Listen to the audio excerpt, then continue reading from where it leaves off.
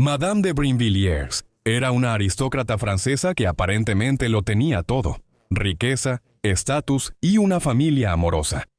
En 1670, sus hermanos sanos murieron misteriosamente, y luego se descubrió que ella era la culpable. ¿Pero por qué haría esto? ¿Y cómo una figura que alguna vez fue respetada en París se convirtió en una de las envenenadoras más infames de la historia? Acompáñame para descubrirlo. La mujer que se hizo famosa por envenenar a su padre y a sus hermanos en la Francia del siglo XVII nació como Marie-Madeleine d'Aubry el 22 de julio de 1630. Nació en una familia francesa adinerada, siendo hija de Antoine Dreux d'Aubry, un individuo que ocupó varios cargos dentro del gobierno francés y en la administración de la capital, París. El más importante de estos cargos era el de consejero de Estado, equivalente a lo que hoy sería un ministro de gabinete, y también el de maestro de solicitudes. Un cargo que tenía un gran control sobre el acceso a la corte francesa, y que, en consecuencia, era financieramente lucrativo, ya que los sobornos y otros pagos eran algo común en este tipo de puestos en la Europa de la Edad Moderna. Como resultado, el padre de Marie-Madeleine era rico, y ella era su hija mayor, pero no un hombre, una circunstancia que en ese momento le impedía heredar la mayor parte de su vasta fortuna cuando él muriera. La cadena de eventos que llevó a Brinvilliers a asesinar a su padre y a sus hermanos podría decirse que comenzó en 1651, cuando Marie-Madeleine tenía 21 años de edad. En ese momento, ella estaba casada con Antoine Gobelin, barón de Neucral, un noble francés menor y adinerado en esa época. Gobelin había heredado una gran fortuna gracias a su familia, que había dirigido un famoso taller de tapices durante varias generaciones, pero Antoine era algo disoluto. Fue nombrado marqués poco después de casarse con Marie-Madeleine, el marqués de Brinvilliers, lo que convirtió a su esposa en la marquesa de Brinvilliers. Pero en otros aspectos, su vida era caótica. Era un jugador empedernido. Por esa razón, no solo había derrochado la fortuna que heredó, sino también la dote de 200,000 libras que había adquirido de Antoine d'Aubry en 1651. Por su matrimonio con Marie-Madeleine, para 1660 ya tenía una gran deuda. Estas dificultades financieras afectaron su matrimonio. Marie-Madeleine y su esposo tenían un matrimonio abierto. En particular, la marquesa mantenía una relación amorosa de larga duración con un oficial llamado Gaudin Sainte-Croix, a quien irónicamente había conocido gracias a su esposo. Así, aunque de Brinvilliers y su esposo tuvieron 7 hijos, se sospecha ampliamente que al menos 3 de ellos, si no es que más, en realidad eran producto ilegítimo del romance de la marquesa con Sainte-Croix y otros. El padre de la marquesa se enteró de estos acontecimientos a principios de la década de 1660. El romance de su hija con Sainte-Croix le preocupaba, pues podía arruinar la reputación familiar si se difundía en la alta sociedad parisina.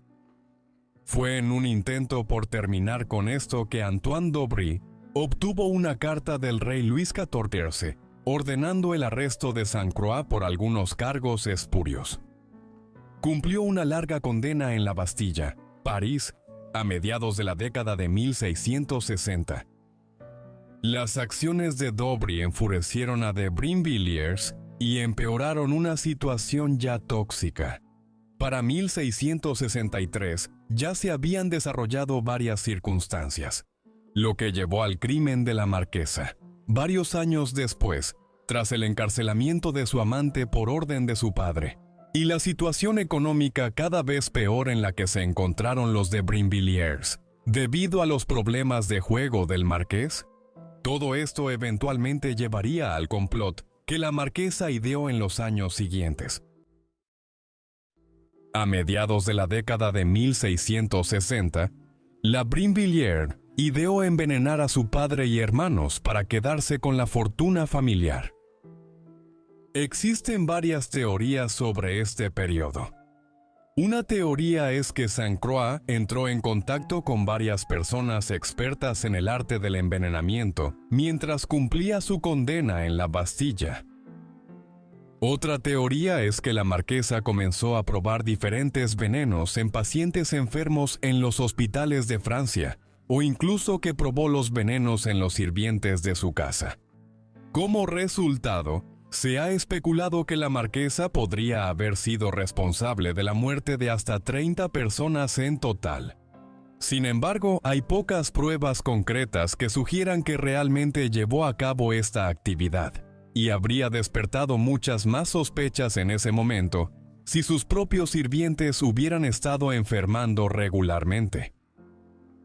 Está claro que con la ayuda de Sainte Croix, quien ya había cumplido su condena, la marquesa empezó a envenenar a su padre en 1666.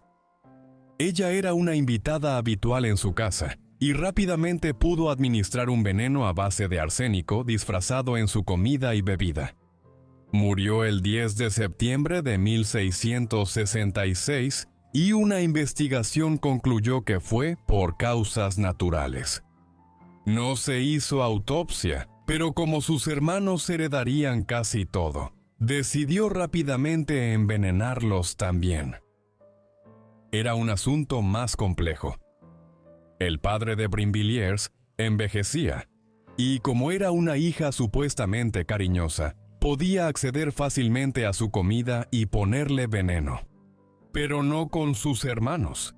En consecuencia, decidió contratar a un hombre llamado Jean Amelin, más conocido como La Chasseur, para que trabajara en la casa familiar y administrara veneno cuando se presentaran las oportunidades. Fue un asunto complicado. No fue hasta septiembre de 1670 que murieron ambos hermanos, primero Antoine, asesinado en junio de ese año. Las autoridades médicas y civiles realizaron una investigación más exhaustiva que en 1666. La muerte de su padre, un hombre mayor, fue pronto considerada natural. Sin embargo, la muerte de los dos hermanos de la marquesa, jóvenes y sanos, con pocas semanas de diferencia, generó sospechas considerables. Muchas personas sospechaban de un acto criminal, pero no se descubrió nada siniestro de manera concluyente y no se presentaron cargos en ese momento. No se halló nada que relacionara las muertes de los hermanos con su hermana. Por un tiempo parecía que el plan de Brinvilliers funcionaba. Pronto estaba disfrutando de una nueva riqueza y sus crímenes habían quedado impunes. Eso fue hasta 1672. Ese año, su amante y cómplice Sainte Croix murió, quizás por una enfermedad, aunque se ha especulado que accidentalmente se envenenó a sí mismo. Fuera lo que fuera que causó su muerte, debió haber sido una muerte repentina, ya que Sainte Croix no había retirado una gran cantidad de pruebas autoincriminatorias de su residencia, un hecho que ahora tenía consecuencias fatales para de Brinvilliers. Cuando la policía parisina inició una investigación, rápidamente descubrieron un cofre en los apartamentos de Sainte Croix que contenía una serie de pruebas incriminatorias. Entre ellas había muestras de los venenos que él y la marquesa habían usado a lo largo de los años, así como varias cartas entre ambos, que no declaraban abiertamente sus crímenes, pero proporcionaban suficientes motivos para levantar considerables sospechas. Ahora se reabrió una investigación sobre las muertes del padre de la marquesa y de sus dos hermanos. La marquesa huyó de París al enterarse de lo descubierto. Si esto no fuera prueba clara de su culpabilidad, a inicios de 1673 surgió más evidencia. En ese momento, La Chasseur fue detenido y, tras un extenso interrogatorio, reveló todos los detalles de lo sucedido, incluyendo su propio papel en el envenenamiento de los dos hermanos Dobre. El envenenamiento era visto como un crimen especialmente atroz en la Edad Moderna. Por ejemplo, un cocinero sospechoso de intento de envenenamiento podía ser condenado a muerte siendo hervido vivo. El final de Lachaussee no fue tan sombrío, pero fue torturado antes de ser ejecutado el 24 de marzo de 1673. Cuando se descubrieron sus crímenes, de Brinvilliers huyó de Francia en 1673, Seney-Nantais. Pasó los siguientes 3 años huyendo. Sorprendentemente, no se alejó mucho de Francia. Primero se refugió en Inglaterra y luego vivió exiliado justo al otro lado de la frontera noreste francesa, en la región que hoy es Bélgica, pero entonces era parte del Imperio Español. En Lieja fue capturada en 1676 y extraditada a Francia. La marquesa de Brinvilliers fue declarada culpable en ausencia tras huir de Francia en 1673, pero igual hubo un nuevo juicio. Este fue, en efecto, un juicio simulado. No hay mucha duda de eso, pero de Brinvilliers no estaba dispuesta a cooperar. Al principio, ella negó rotundamente cualquier participación en el envenenamiento de su padre y sus hermanos, a pesar de que se presentaron pruebas considerables y se llamaron testigos, lo que dejaba pocas dudas sobre su culpabilidad. Ante la negativa de la marquesa a admitir su culpabilidad, las autoridades finalmente decidieron que debía ser torturada. Las últimas horas de Brinvilliers fueron desagradables. El método de tortura al que fue sentenciada fue el atormento del agua. Esto implica forzar la boca a abrirse o mantenerla abierta con una cuña u otro dispositivo. Luego se vierten cantidades copiosas de agua sin parar en la boca de la víctima, lo que resulta en distensión gástrica, ahogamiento e incluso la muerte si el tormento se aplica por suficiente tiempo. Se ha utilizado durante siglos como un método de tortura y está relacionado con la práctica moderna del submarino. El 16 de julio de 1676, ante la perspectiva de ser torturada, de Brinvilliers confesó sus crímenes. Aún así la torturaron con agua. El tormento duró 4 horas para saber si había más crímenes o conspiraciones desconocidas por las autoridades. Sin embargo, esto reveló muy poco de verdadero valor. Luego la llevaron a la Place de Grèves, un lugar habitual de ejecuciones públicas en el París de la época moderna temprana, y que hoy es el sitio de la Place del Hôtel de Ville en la capital francesa. Aquí, la marquesa de Brinvilliers fue ejecutada el 16 de julio al ser decapitada con una espada. Luego, su cuerpo fue quemado. La muerte de la marquesa de Brinvilliers dio inicio al periodo conocido como el Asunto de los Venenos en la historia social y política de Francia. Esto inició tras su ejecución y siguió 6 años, hasta 1682. El asunto de los venenos surgió por la creciente paranoia entre la aristocracia y élite parisina sobre posibles intentos de envenenar o asesinar a personas en disputas de sucesión. Luis XIV, rey de Francia, estaba muy perturbado por esto.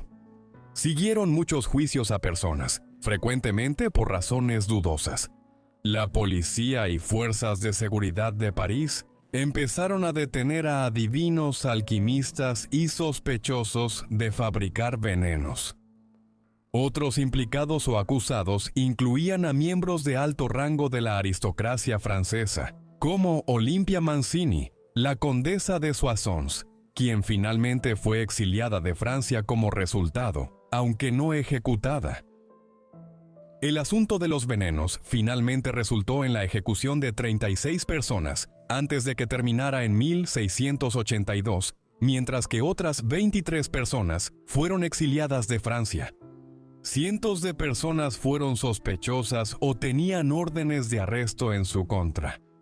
Las acciones de Madame de Brinvilliers generaron gran controversia en la sociedad francesa y tuvieron repercusiones más allá de sus propios actos.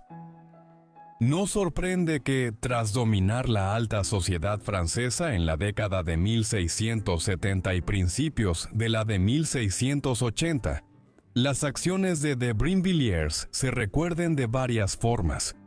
En el siglo XIX y principios del XX, Sir Arthur Conan Doyle y Alexandre Dumas escribieron obras basadas en su vida y crímenes. Muchas gracias a todos por ver este video. Espero que hayan encontrado interesante. Déjenme saber qué les pareció, abajo en los comentarios. Y si quieren más videos como este o de esta época, también háganmelo saber en los comentarios. Ojalá estén suscritos y con notificaciones activadas para ver mis videos al instante. Eso es todo de mi parte. Nos vemos en la próxima entrega de Vidas Olvidadas. Gracias.